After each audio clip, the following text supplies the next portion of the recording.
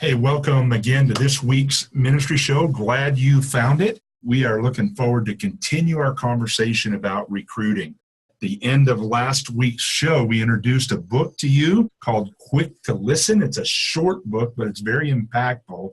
Both Pam and I think that the greatest skill that you can have when it comes to recruiting is to listen well.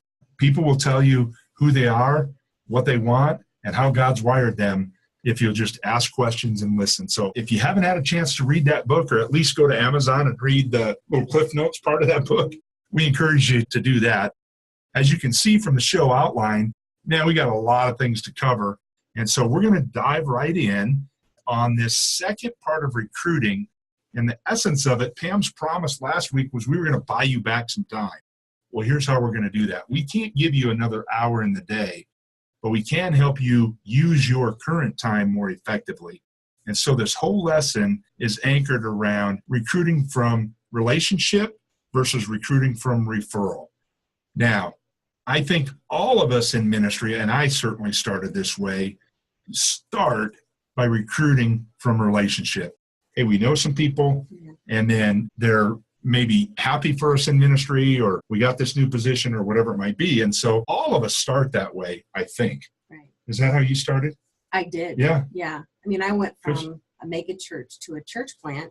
Oh. Well, my base was my friends. They were my I brought in my friends, and then they brought in their friends. It was all on referral. Okay. When we recruit from relationship, I'm not saying don't do that, but if we rely upon that, it has some limitations that we're going to get into.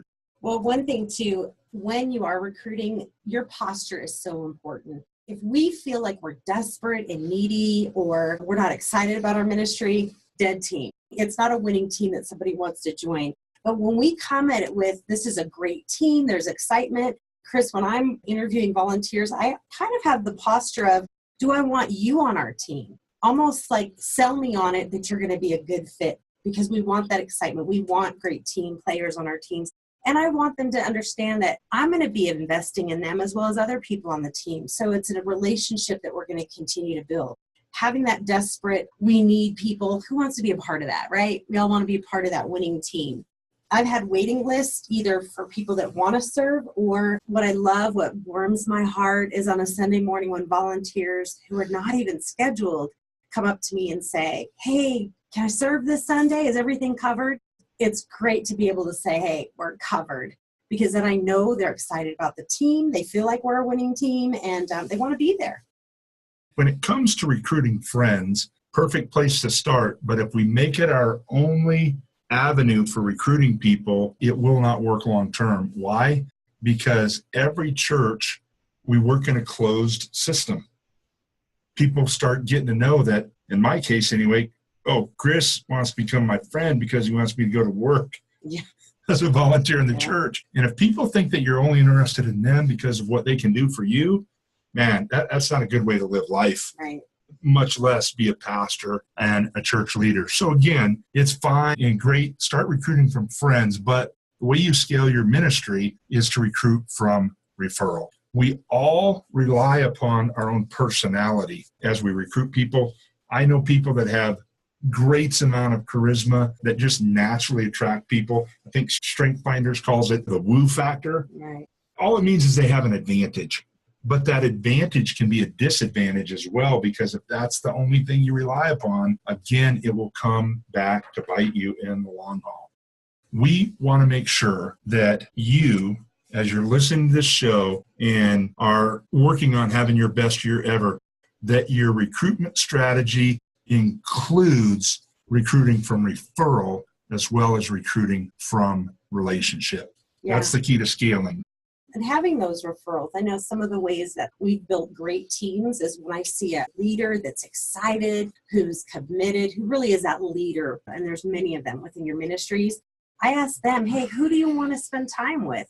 I ask them for referrals. Who do you want to serve with on Sunday? And we kind of give them the freedom to build their own team, which is great. Who doesn't want to work with friends that they love? Yeah, exactly, Pam. And I think sometimes when we think of putting a system together, which is super important, because when we scale our ministry, here's one principle we need to understand. People don't scale. Systems scale. We have to, if we're going to begin recruiting well, and especially from a referral base instead of just relationship, we have to institute a system. Now, before you go off the deep end and think of complexity and all that, I'm talking about very simple system. Here's what I mean by system. A system has a beginning, a middle, and an end. That's it. So there's 3 parts. Now, there's really super complicated systems like our circulatory system or our nervous system and all that. We don't want to get complicated. We want to keep it super, super simple. Here's the system for recruiting from referral. First of all, how do you get a referral in the system? Pam, you mentioned already, ask a couple questions. Who do you really like being around? Who do you like working with? Who's a lot like you? Well, those are names. They're in the system.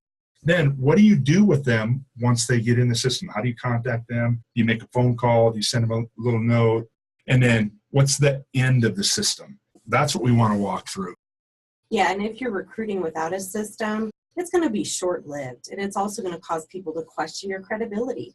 So we don't care what your system is, but we want you to have one, right, Chris? Yeah, so can I just back up for a second and say my entry into ministry was a little bit abnormal, okay? I was one of these first guys that went from business into ministry. It's fairly popular today, especially larger churches and things like that. But back in the 80s, I was a volunteer at a church doing all kinds of different things. And the pastor of the church actually asked me to come on staff. Believe it or not, I was in the securities insurance realm at the time. I thought, I love my church and I was obviously spiritually motivated and things like that. But here's what I did and why I'm bringing this up once again.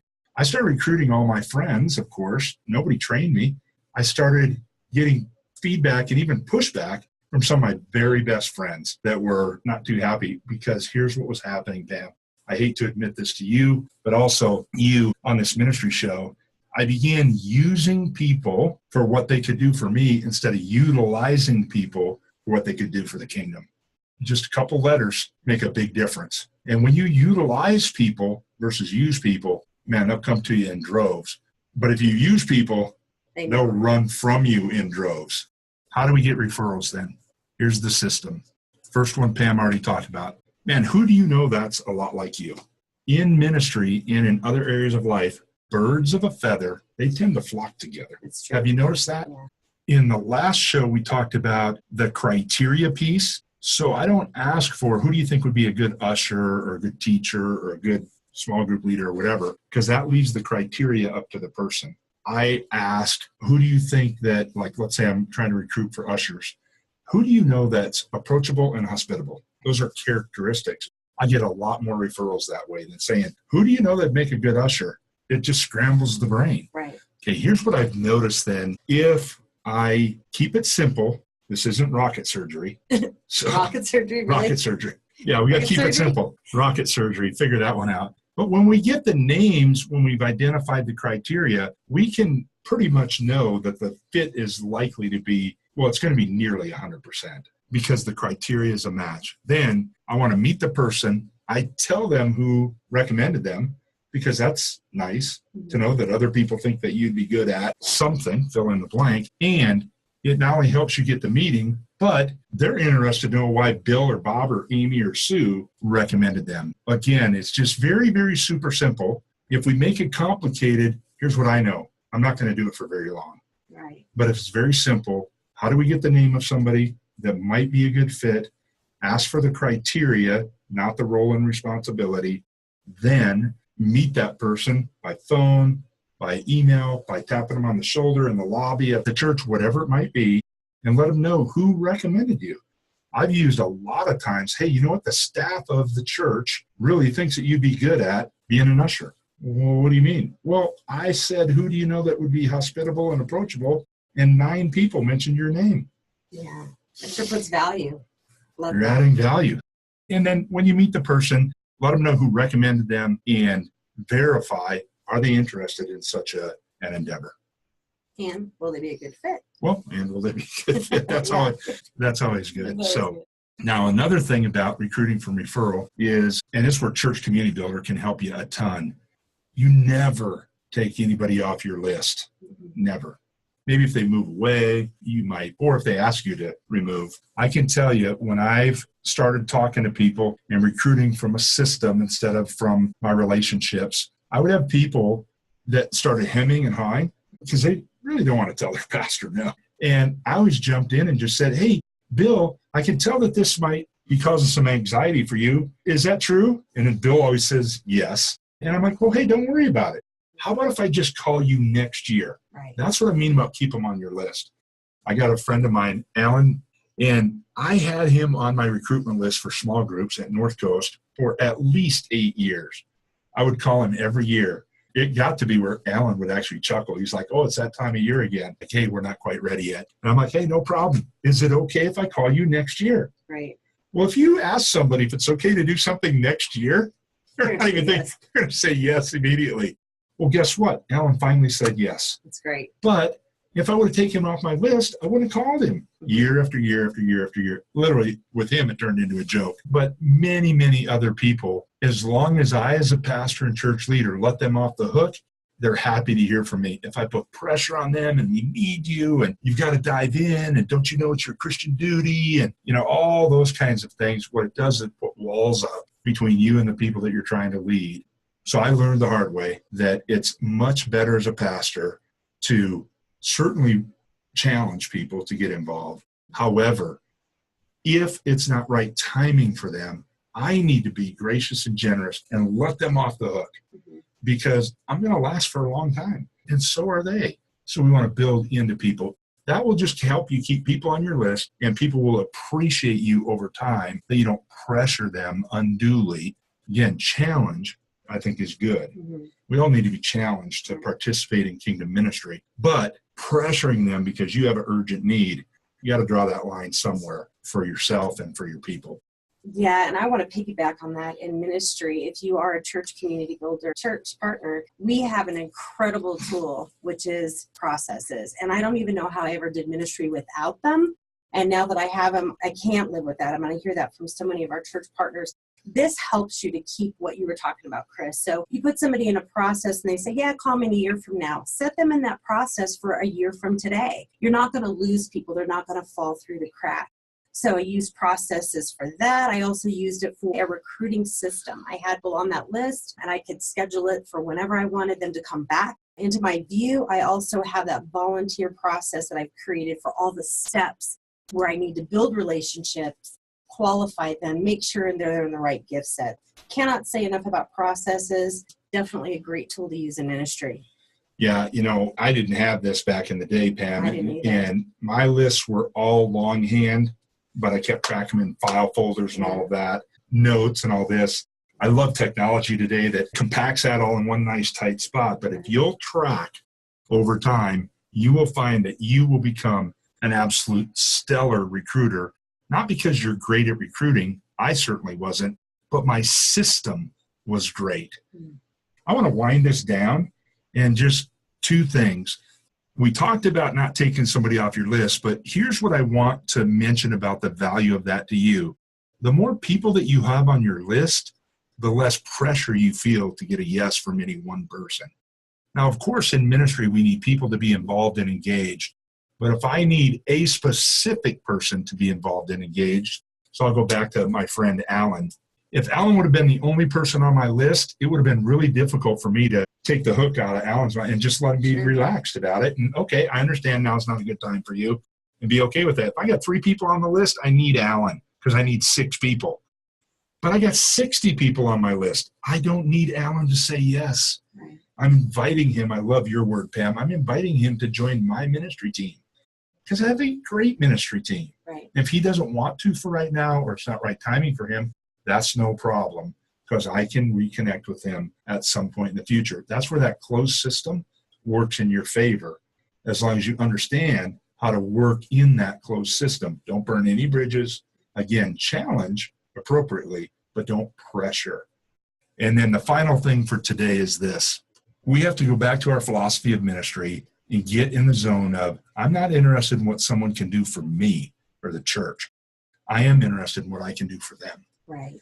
And helping them exercise and put into motion the talent, skills, gifts, and abilities that God, the Holy Spirit, has already put in there. So an action item that we'll have for this week is just pick one area of ministry and come up with 2 primary criteria for each role. You don't have to be concerned if they're exactly right, but just come up with, let's say, 2 per role. And then ask yourself these questions.